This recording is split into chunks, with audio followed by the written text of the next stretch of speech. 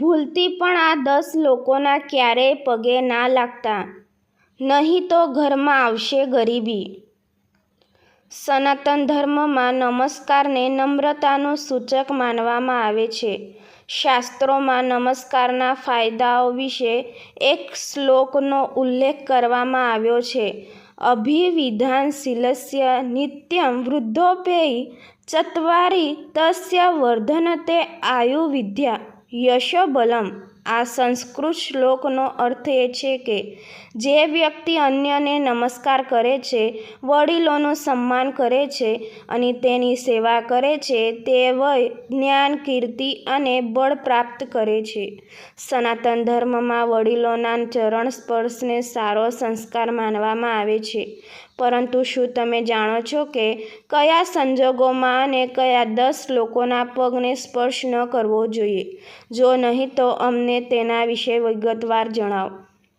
ચામુંડામાં, ખોડિયાલમાં જે કોઈ પણ લોકો આ વિડીયોને લાઈક કરે એને હંમેશા ખુશ રાખજો અને તેના ઘરમાં ધનની અને અનાજની ક્યારેય કમી ન આવવા દેતા.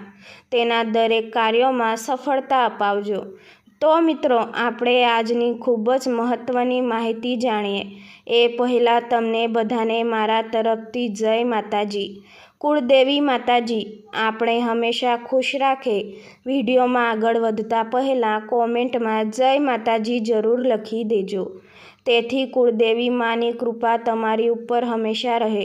અને ચેનલને સબસ્ક્રાઈબ જરૂર કરજો જેથી તમને અમારા વિડીયો રોજ મળતા રહે. તો મિત્રો, ચાલો આજના આ સરસ વિડીયોની શરૂઆત કરીએ. 1. જમાઈએ સસરાને પગે ના લાગવું જોઈએ.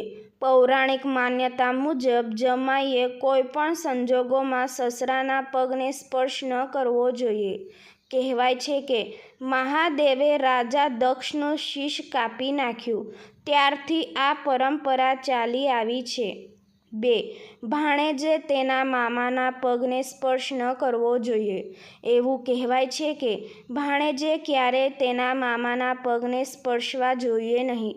શાસ્ત્રોમાં ભાણેજને પૂજનીય માનવામાં આવે છે અને જો તેઓ ચરણ સ્પર્શ કરે તો મામા મામીને પાપ લાગી શકે છે. એવું માનવામાં આવે છે કે ભગવાન કૃષ્ણએ કંસનો ઉદ્ધાર કર્યો ત્યારથી આ નિયમ પ્રચલિત છે. આજે પણ લોકો આ વાતને નકારતા નથી. 3. ધાર્મિક માન્યતાઓ અનુસાર મનુષ્યએ ક્યારેય કુંવારી કન્યાને આપણા પગને સ્પર્શ કરવા દેવા જોઈએ નહીં. વાસ્તવમાં સનાતન પરંપરામાં કુંવારી કન્યાઓને દેવી દેવતાઓનું સ્વરૂપ માનવામાં આવે છે. આવું કરનારાઓને પાપના ભાગીદાર બનવું પડશે. નાની કન્યાઓને માતા રાણીનું સ્વરૂપ માનવામાં આવે છે. તેના બદલામાં તમારે નાની છોકરીઓ અને કન્યાઓના પગ સ્પર્શ કરવા જોઈએ અને તેમના આશીર્વાદ લેવા જોઈએ. 4. સંન્યાસી ક્યારેય કોઈના પગને સ્પર્શતા નથી. સનાતન ધાર્મિક પરંપરામાં સંન્યાસીને હંમેશા સન્માનની નજરે જોવામાં આવે છે. સંન્યાસમાં દીક્ષા લીધા પછી સંન્યાસી ક્યારેય કોઈના ચરણ સ્પર્શ કરતા નથી. તમે મહાન યોગીઓ અને સંતો સાથે આ જોયું જ હશે. આવી સ્થિતિમાં જેઓ સંન્યાસી છે અથવા સંન્યાસ લેવાની ઈચ્છા રાખે છે તેઓએ આ વાત હંમેશા ધ્યાનમાં રાખવી જોઈએ. 5. સૂતેલા વ્યક્તિના પગને સ્પર્શ ન કરવા જોઈએ.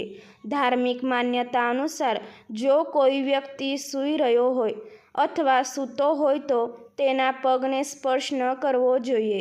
એવું માનવામાં આવે છે કે સૂતેલા વ્યક્તિના પગને સ્પર્શ કરવાથી તે વ્યક્તિની ઉંમર ઓછી થઈ જાય છે. જો કે મૃત વ્યક્તિના પગને જ સ્પર્શ કરવામાં આવે છે અને એવું કહેવાય છે કે જે એવું કરે છે તેને પાપનો ભાગ બનવું પડે છે. આવી સ્થિતિમાં આ વાતનું હંમેશા ધ્યાન રાખવું જોઈએ. 6. કોઈ પણ પિતાએ તેની પુત્રીઓ પાસે પોતાના પગને સ્પર્શ કરવા દેવા જોઈએ નહીં. દીકરીઓને પણ પિતાના પગને સ્પર્શ ન કરવો જોઈએ. કારણ કે તેનાથી પિતાને પાપ લાગે છે. દીકરીઓને દેવીનું સ્વરૂપ માનવામાં આવે છે, તેથી તેમના ચરણ સ્પર્શ કરવાને શુભ માનવામાં આવતું નથી. તેથી સાસુ અને સસરાએ તેમની પુત્રવધૂને આપણા પગને સ્પર્શ ન કરવા દેવા જોઈએ, કારણ કે પુત્રવધૂઓ ઘરની લક્ષ્મી માનવામાં આવે છે. 7. મંદિરમાં કોઈ વ્યક્તિના પગને સ્પર્શ ન કરો. ધાર્મિક શાસ્ત્રોના જાણકાર કહે છે કે કોઈ વ્યક્તિ ગમે તેટલી મોટી ઉંમરનો હોય, જો તે મંદિરમાં હોય તો તેના પગને સ્પર્શવા જોઈએ નહીં. આમ કરવાથી મંદિરમાં સ્થિત દેવતાઓની મૂર્તિઓનું અપમાન થાય છે. ઉપરાંત મંદિર પરિસરમાં આવું કરનારાઓને પાપના દોષી બનવાથી કોઈ બચાવી શકશે નહીં. તેથી આ વાતને હંમેશા ધ્યાનમાં રાખો. જો કે મંદિર પરિસરની બહાર આવું કરવાની મનાઈ નથી. 8. સનાતન ધર્મની માન્યતાઓ અનુસાર જો કોઈ વ્યક્તિ અશુદ્ધ સ્થિતિમાં હોય તો તેના પગને સ્પર્શ ન કરવો જોઈએ. એવું કહેવાય છે કે આવું કરનારને પાપનું ભાગીદાર બનવું પડે છે. 9. એવું કહેવાય છે કે જો કોઈ વ્યક્તિ પૂજા, માળા કે ભજન કરી રહ્યો હોય તો તેના પગને સ્પર્શ ન કરવો જોઈએ. આમ કરવાથી વ્યક્તિને પાપ લાગી શકે છે. જો કે જ્યારે કોઈ વ્યક્તિ પૂજા કરી લે છે ત્યારે તેના ચરણ સ્પર્શ કરી શકાય છે. 10. સ્મશાનમાંથી પાછા ફરતા લોકોના પગને સ્પર્શ ન કરવો જોઈએ. અંતિમ સંસ્કારથી પાછા ફર્યા પછી વ્યક્તિ અશુદ્ધ થઈ જાય છે. આવી સ્થિતિમાં તેના પગને સ્પર્શ કરવાની મનાઈ છે. જ્યારે તે સ્નાન કરે પછી શુદ્ધ થઈ જાય ત્યારે તમે તેના ચરણ સ્પર્શ કરી શકો છો. મિત્રો, કેવો લાગ્યો તમને આજનો વિડીયો? તમારા વિચારો રજૂ કરજો અને ચેનલ પર નવા હોય તો સબસ્ક્રાઈબ જરૂર કરજો. જય માતાજી.